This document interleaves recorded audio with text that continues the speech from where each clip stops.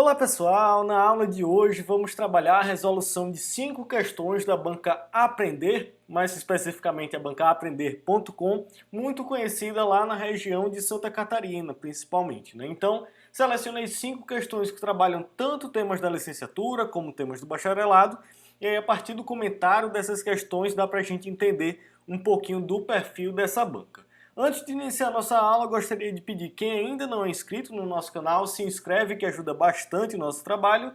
E se tiver interesse em mais materiais de preparação específica para concursos de educação física, dá uma olhada nos links da descrição desse vídeo, que você vai encontrar mais informações sobre os nossos materiais, tanto os e-books, como também o nosso curso online da preparação à aprovação. Então, sem mais delongas, vamos para a primeira questão. Sobre as dimensões do conhecimento da educação física, qual delas se implica a apreciação estética das experiências sensíveis geradas pelas vivências corporais? Então, um tema bastante importante da gente sempre estar revisando, já falei em diversos outros vídeos e também falo direto lá na nossa página do Instagram, que a BNCC, apesar de ser um tema recente, vem sendo cada vez mais cobrada nos concursos, principalmente os concursos da licenciatura.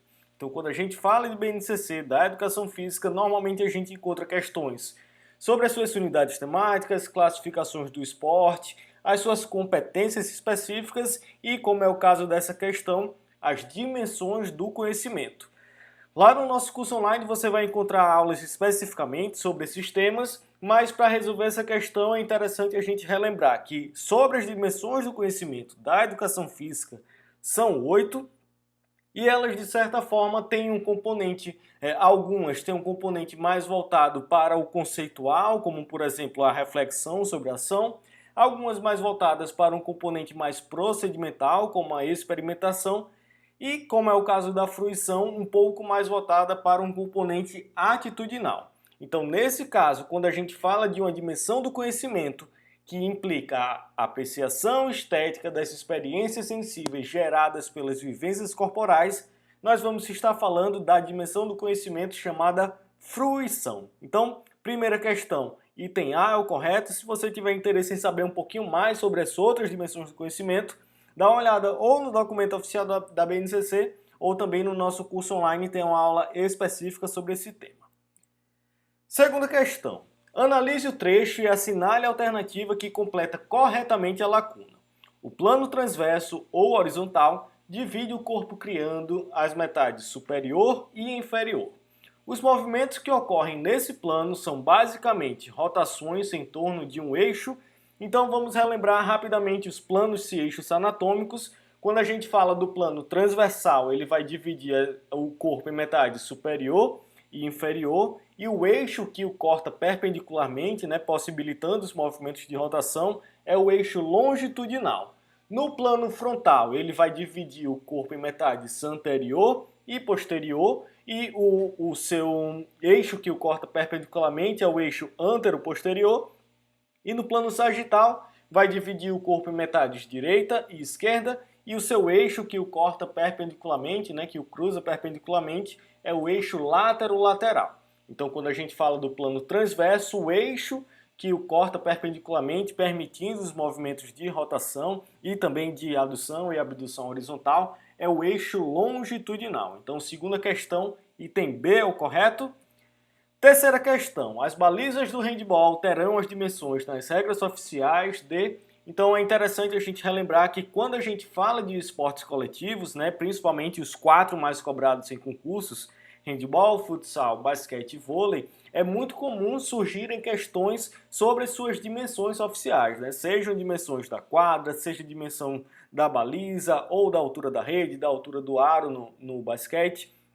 Então quando a gente fala das balizas do handball, elas têm as mesmas dimensões da baliza do futsal, que são 2 metros de altura por 3 metros de largura. Então, nesse caso, a terceira questão, o item A, é o correto. As balizas do handball têm as mesmas dimensões da baliza do futsal, 2 de altura por 3 metros de largura.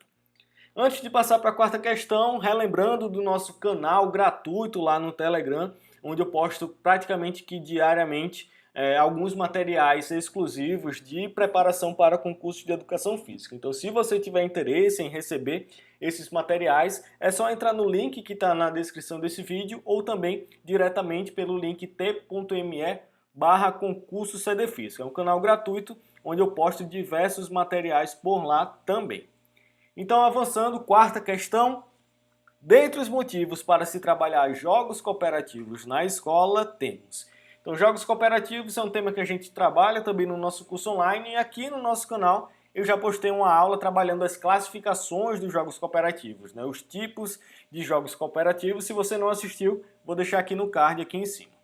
Então vamos lá, trabalhar as características dos jogos cooperativos, né? Item A.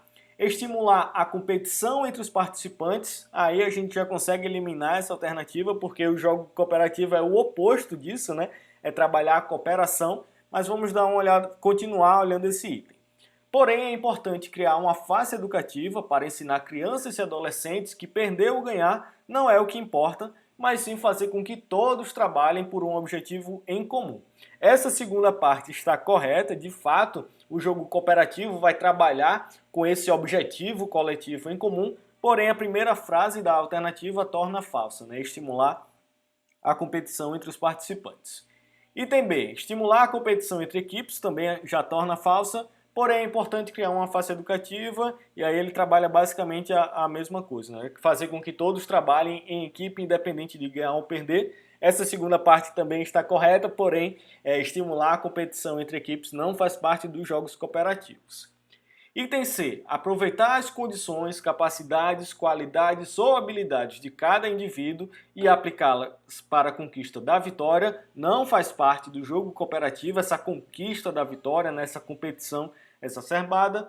Gera motivação, alegria, participação, respeito às diferenças, união, criatividade, atitudes de empatia, solidariedade e comunicação. Mesma coisa do item A e do item B, a segunda parte da alternativa está correta, mas a primeira está falsa. Item D, aproveitar as condições, capacidades, qualidades ou habilidades de cada indivíduo e aplicá-las em um grupo em prol de um objetivo comum. Gera motivação, alegria, participação, respeito às diferenças, união, criatividade, atitudes de empatia, solidariedade e comunicação. Perfeito, finalmente a alternativa correta, todas essas características, mas principalmente a meta coletiva comum, o objetivo coletivo comum é a grande característica dos jogos cooperativos. Quarta questão, item D é o correto. E quinta e última questão, considere a alternativa que descreve corretamente os esportes de precisão. Como eu falei lá na primeira questão, um tema bastante cobrado também da BNCC são as unidades temáticas e também as classificações dos esportes, né, da BNCC. Então vamos lá. Esporte de precisão. Item A. Conjunto de modalidades que se caracterizam por comparar os resultados registrados em segundos, metros ou quilos. Esse, na verdade, é uma característica do esporte de marca. Item B. Conjunto de modalidades que se caracterizam por arremessar ou lançar um objeto, procurando acertar um alvo específico, estático ou em movimento, comparando-se o número de tentativas empreendidas, a pontuação estabelecida em cada tentativa e sua proximidade do objeto arremessado ao alvo. Perfeito, essa já é a definição de esporte de precisão. Vamos dar uma olhada nas próximas. Item C. Reúne modalidades nas quais o resultado da ação motora comparado é a qualidade do movimento segundo padrões técnico-combinatórios. Como essa última palavrinha diz, essa é uma definição das categorias de esportes esportes técnico-combinatórios, como por exemplo a ginástica, o salto ornamental, o nado sincronizado. Item D. Conjunto de modalidades que se caracterizam por comparar a capacidade de uma equipe introduzir ou levar uma bola ou outro objeto a uma meta ou setor da quadra, campo defendida pelos adversários. Na verdade, a definição de esportes de invasão ou esportes territoriais, como o futsal, o basquete, o futebol americano, o rugby. Então, de fato, quinta questão, esporte de precisão, a definição correta é no item B. Conjunto de modalidades que vão ter como característica arremessar ou lançar um objeto procurando acertar um alvo específico.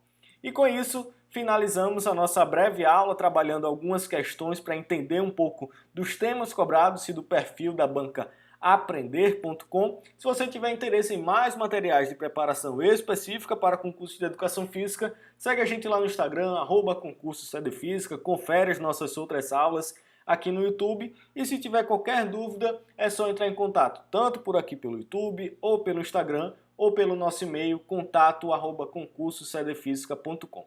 Então é isso, muito obrigado e até a próxima.